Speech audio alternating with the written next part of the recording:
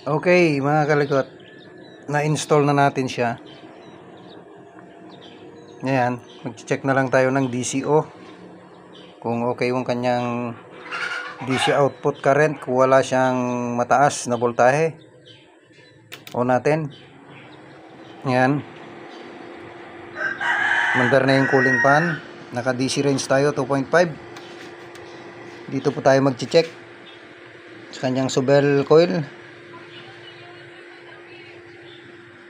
Ayun, wala naman mga idol. Sa kabila,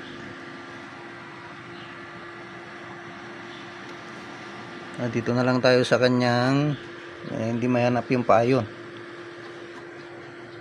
Ayun, wala din mga kalikot. Kahit dito sa mga resistor, wala din. Sa kabila, output na yan mga kalikot, speaker output. Wala mga kalikot. Kaya lang ayaw naman mag-trigger nung kanyang relay switch.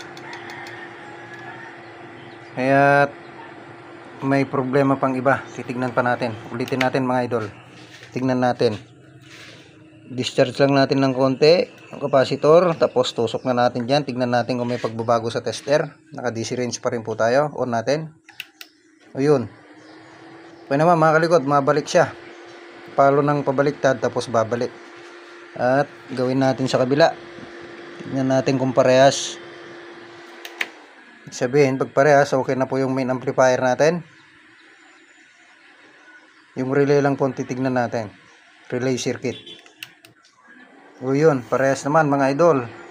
Pero ayaw mag-trigger nung kanyang speaker protect relay.